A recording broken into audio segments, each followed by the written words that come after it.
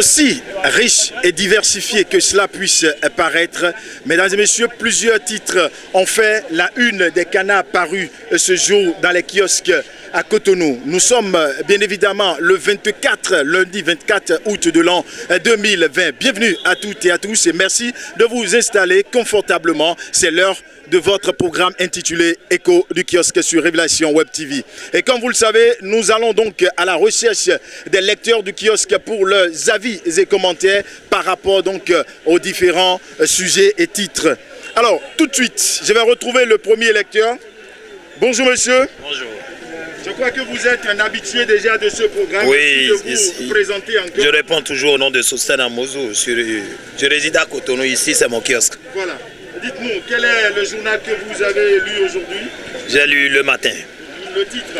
Le titre c'est 35 000 cartes d'identité biométrique disponibles. Alors comme d'habitude, on va retourner, voilà, pour faire voir. Merci.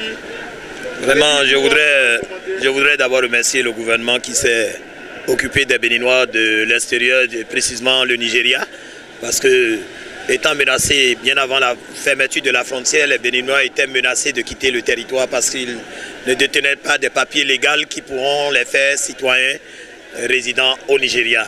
Citoyens béninois mais résidents au Nigeria, parce que ces Béninois-là, ce sont des gens qui sont en activité là-bas, des maçons, des cuisiniers, des enseignants même s'il le faut, mais qui manquent de papiers fiables pour rester dans le pays, qui a voulu mettre un peu de sécurité dans leur pays.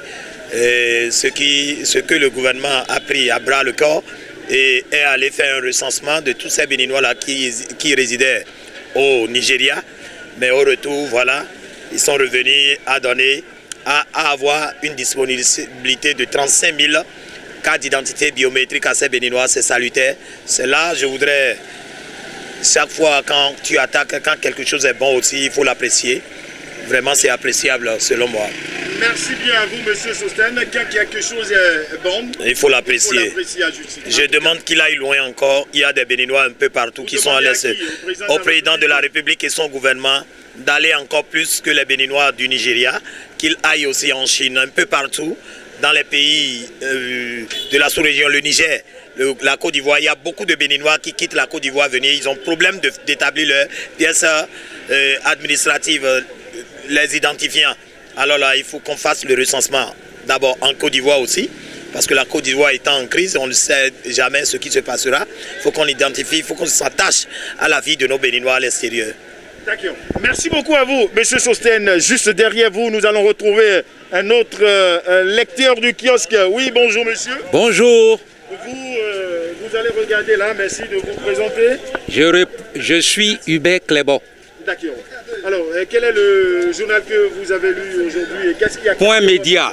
Point Média. Oui, j'ai deux titres qui ont capté mon attention. D'accord. On va demander à notre réalisateur, monsieur Angelo Azagba, qui fait office de réalisateur pour ce programme. Rapidement, Point Média. Nationale en atelier d'orientation organisationnelle et d'Adjissa, Togbedi, Bayon, Fustige et Main en garde. Concernant le FA, j'attaque le premier sujet. Effectivement, l'opposition béninoise interne à l'interne travaille en sourdine. Il ne faut pas bavarder. L'heure n'est plus au bavardage. Je les encourage à travailler de fond en comble. Contacter toutes les couches de la base jusqu'au sommet. Pratiquer le centralisme démocratique. Sommet, base, base, sommet. Maintenant, deuxième sujet. Mais Da, lui, au moins, est sorti pour fustiger ce qui le simulacre de consultation de FA organisé à la DA. Mais vraiment, notre religion endogène est foulée aux pieds. D'abord, le FA n'est pas quelque chose d'Alada. Le FA est venu du Nigeria d'Oyo. Le FA, c'est pour les Yoruba. Le FA, c'est pour nous les Nago. Mais l'oracle FA, ce que l'oracle FA a sorti, mais ils ont tourné à l'envers l'explication. Ce n'est pas bon. Merci beaucoup à vous, monsieur Clébon, pour cette intervention. Nous rappelons encore une fois les principes de cette émission, de ce programme. Il n'est pas question donc d'attaquer les personnalités de notre République, encore moins les institutions.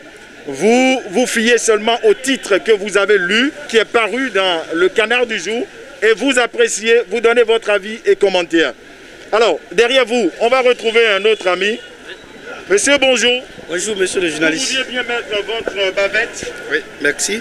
Quel est le journal que vous avez lu? Le National. Le National. Le National. D'accord. Oui. Voilà. Avec la permission de mon réalisateur, le National, voilà. Le National a pour titre les chefs des religions endogènes qui suscitent et réclament la candidature de son Excellence Patrice Talon. D'accord. Alors, qu'avez-vous à dire? Vous regardez... Par rapport à ce titre du journal, j'ai compris que les chefs endogènes s'impliquent dans l'organisation des élections présidentielles en République du Bénin. Tel que les gens l'ont évoqué, ça veut dire que c'est que les législateurs, les députés à l'Assemblée ont initié pour qu'on sente qu'aujourd'hui, pour l'organisation de toute élection en République du Bénin, il faut impliquer aussi les couches locales, les couches sociales, qui sont nos représentants au niveau des cultes aujourd'hui. J'apprécie cette manière-là et je tiens à remercier le gouvernement pour sa manière de fédérer toutes les forces, toutes les couches pour l'organisation des élections présidentielles en République du Bénin. Je nous invite aussi en tant que jeunes que nous sommes les relèves de qualité. Nous sommes dans une période un peu sensible. Il faut encourager cet acte-là. Il faut encourager le gouvernement à aller plus loin. Puisque après tout, c'est notre avenir qui en dépend. Je vous remercie. Merci bien. Rappelez-moi votre nom. C'est Faustin Arouko. Faustin Arouko. Arouko. Oui. D'accord. Merci à vous pour cette intervention. Nous allons retrouver un autre lecteur du kiosque. Oui, Guy Palais. Bonjour monsieur. Bonjour monsieur le journaliste. Comment allez-vous? Ça va bien. D'accord.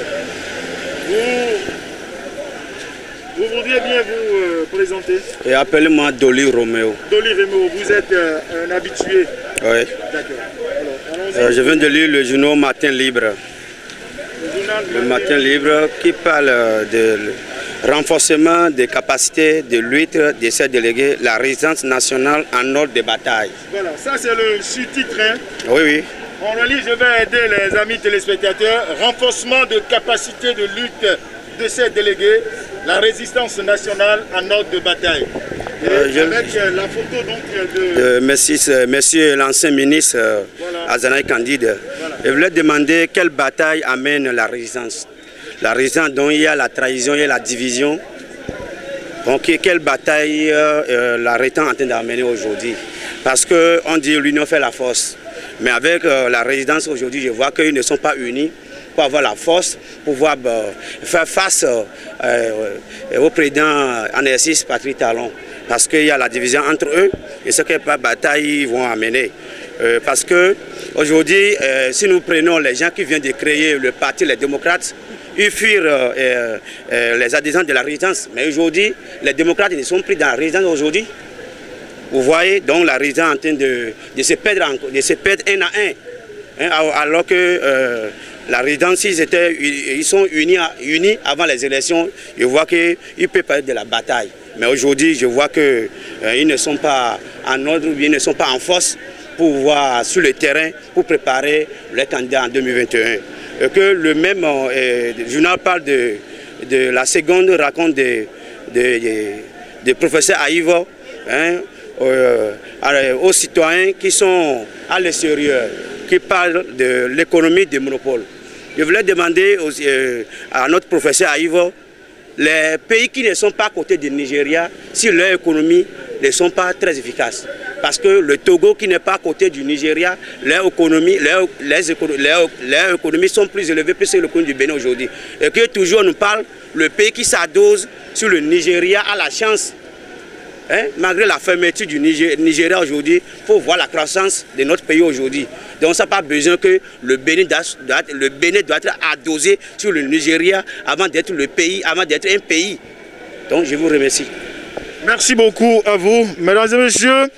S'il est vrai que le vrai bonheur, on ne l'apprécie que lorsqu'on le paie une fois pour de bon. En tout cas, Les Béninois ne sont donc pas prêts à perdre ce bonheur. De quoi il s'agit? Mesdames et messieurs, ce sera tout pour ce programme. Comptant pour ce lundi 24 août de l'an 2020. On va se donner rendez-vous le vendredi prochain pour un autre numéro. Portez-vous bien. Bye bye.